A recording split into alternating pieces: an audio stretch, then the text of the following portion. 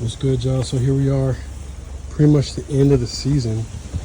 At least what I'm gonna call it for the wicking bed. Here's another pumpkin.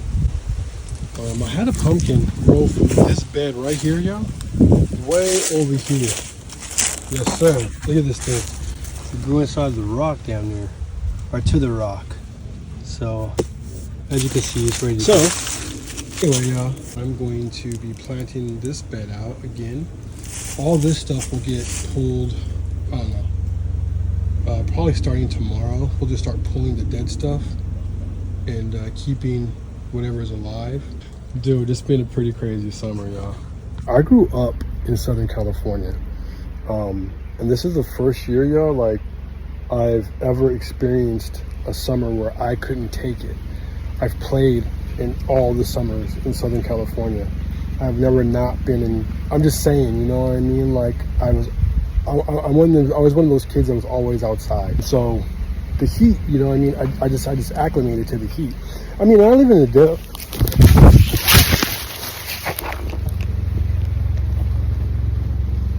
Oh, dude. Oh, man, hell no. Oh, that bee almost got me. Almost got me. Hold on, y'all. I gotta put my shirt back on. Oh, I don't know who that was, man, but that's one of the wild ones, man. Yeah, there's a bunch of, oh shoot, dude, yeah, there's a bunch of hibernized bees up here in this tree. This is one of the biggest reasons, y'all, I cut it back so far. I probably should even cut it back even more this winter, because these things are really getting aggressive right now. Like, one of them just flew down my shirt. This is the first year, really, man, that they've actually came at me. That's really weird. I wasn't putting off any cortisol, I know, because I wasn't even thinking of them. But it is hot, and I am running around a lot, you know what I'm saying? So it could be pumping that way. Anyhow, y'all, yeah, we'll be bringing this thing down. Dude, yeah, some of those bees get intense, dude. But yeah, the overall, y'all, look how far back this thing grew. I mean, and there is damage, but this sun has been intense. I mean, intense. This thing's been taking direct sunlight. I've let this thing dry out completely and refilled it more like a flood and drain system. So these things have really been able to survive in it. Today was actually the first day I put any kind of like organic fertilizer in there. I'm actually really happy with the way this thing turned out, what it produced. I can only imagine how it's gonna look when I'm really on it and focused on these things and dialed in. Very happy with the wicking beds.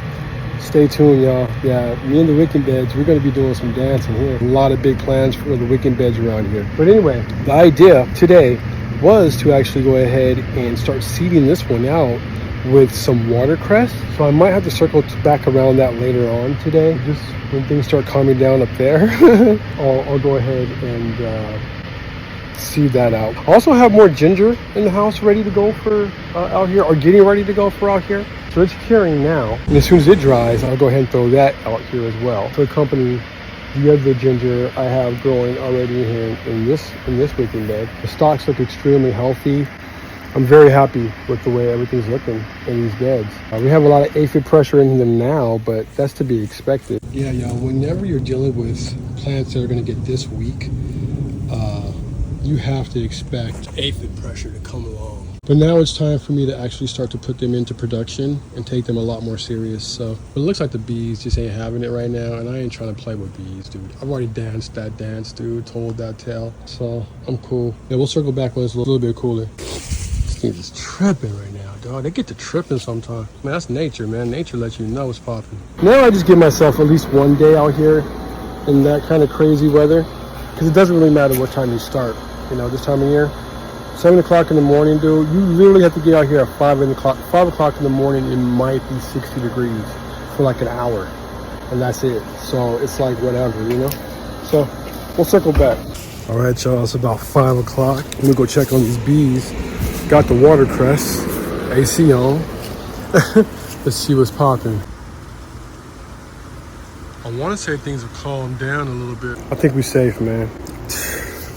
Telling you, y'all, that junk gets wild out here. I've been just straight up attacked for no reason by bees. Not normally back here, but I've been stung by bees, dude, for no reason. You know what I mean? Looks like we cool now.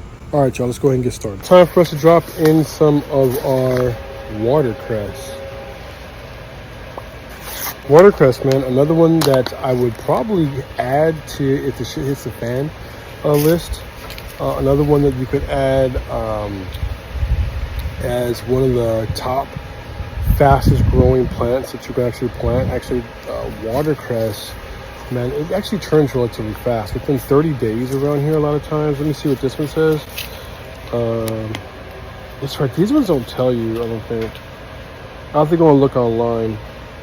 But if I'm not mistaken, it's been a little bit of time since I've grown watercress last, at least from seed. I want to say it's right about 30-day turn.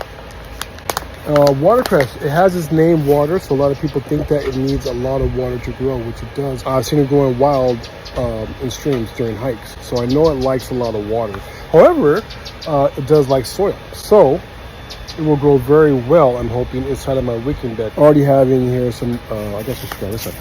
Already have in here some turmeric. And so now I'm gonna go ahead and drop in the watercress. And then I have, like I was saying before, we have the ginger going inside. Another one, the ancient ones, man. The ancient ones, y'all, the ones that have been with us now for like freaking thousands of years, these ones understand how to grow. Pretty much in a lot of different situations, you know what I mean? They know how to adapt. They're ancient, that's why they're still around. I mean, high in nutrients, of course, you know what I mean? This is watercress here, another superfood. So as you can see, it's an extremely small seed. Because of, like I keep on saying, I'm gonna actually interplant this with my ginger. The way I'm gonna run this watercress is more vertically, and then I'll run the ginger more of a horizontal. That way I can kind of keep everything kind of in order and know how everything's going to grow. Watercress, y'all, can actually make a big blanket, you know what I mean?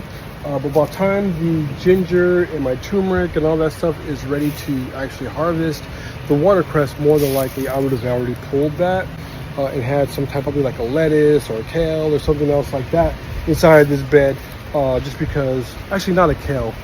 I probably wouldn't do kale because at that time of the year either. I don't know, probably like a lettuce. Man, dude, I could actually even throw in another pumpkin or another cucumber. These things, they crush. I'm telling you, y'all, this is the urban swell. That's all wicking bed is, man. It's a straight up urban swell. Anyway, let's go ahead and get started. So, you guys can see that, man? You see how when I just kind of move off that top layer, how dark and deep and rich that soil is? That's all the moisture that's under here. I did actually earlier today hit it for the very first time with some of our organic fertilizer that we have growing here, or compost tea that we actually have growing here, or that I have growing here, that I've collected from different plants and weeds and stuff like that here on the plot to put the nutrients back into the soil. So what I'm doing now is just adding, let's see, I'm actually bringing it out closer to me because there's no way you can see these seeds. Dang, it's gonna be hard to take y'all off. I work on the ambidextrous nature. What are you eating, dude? What are you chewing on? What is that? I have no idea what that is. So y'all, I'm just gonna kind of broadcast these just in this vertical line. Do you see them kind of falling down there? Yeah, a little roly-poly, man. You see them? Oh yeah. Just a little vertical line. Boom. Kind of hard to do this with one hand. Then we're gonna kind of brush it over a little bit, really light. Now those that know I'm putting in a lot of watercress in this bed. Watercress in my area is in very, very high demand. There's a lot of people in my family that need watercress, or that need watercress. And then there's a lot of people at my farmer's market booth that have been expressing how much they've been wanting watercress. So, the wicking bed is a perfect place as far as I'm concerned to grow watercress. So here we go, man. If you're not familiar with watercress, it's going to end up doing is kind of growing up and forming a big mat on top of this soil, or on top of this bed. almost, for the most part, I can actually consider it more of a green mulch for the rhizomes that I have growing here, right? Very aggressive plant. Grows back really fast after harvest. Here in zone 9, y'all, it grows pretty well in the winter. You know what I mean? It's another one of those ones I can kind of just rely on as we start getting cooler. So people a lot of times bug out on the amount of time it takes to grow things like ginger, garlic, turmeric, yada, yada, yada. They're relatively quick, man, when you plant things on top of them, you know what I mean? You don't have to just sit there and utilize that space just for one thing, right? Because if I just use this bed only for turmeric and only for ginger, I'm gonna be using and locking up this space for a long time, almost over 9 months in some cases, you know what I mean? So as opposed to me doing that, I think it's more important for me to plant a whole bunch of different things in through the course of that set amount of time, year, whatever it is you want to leave them in for. I feel if you plant things inside of there or along with them, then it's just like you're planting in soil. It doesn't really matter. And then all of a sudden, boom, you've got another crop, priority crop, a cash crop on top of the other produce that these beds have generated throughout the course of the year. If you're growing them for a profit like I am, you know, that's really cool. It's like I'm really doubling down. Just that little bit of seed I had in my hand a minute ago covers this whole entire bed. You got to gain more seed. So the same thing's actually going to be happening over here in this bed as well. Like I was saying before, I just got to clear it out, but you can see already how the ginger's already growing in here. So now I'm just going to be interplanting all the watercress inside of that bed, just in between all the ginger, really, and whatever else, you know. But more than likely, even the beans, I'm gonna pull all this kind of stuff out. We'll just go ahead and leave all the roots and stuff inside the wicking bed again to help thicken and make the soil a little bit more binding. We'll keep adding organic matter into these beds, and yeah, the soil's just gonna keep getting stronger and stronger. There's a couple other things I'm gonna be doing to these beds as well, so stay tuned to add more bio available nutrition and just all kind of just great shit into it, man. So anyway, y'all, talk to y'all soon. Cheers. Oh, you're eating dates. Oh, he's eating the palm dates from up there. You see that palm tree up there? See a little, can you see my finger? Ooh, see that little cluster? I'm pretty sure those are palm dates and they're falling down. They're pretty sweet.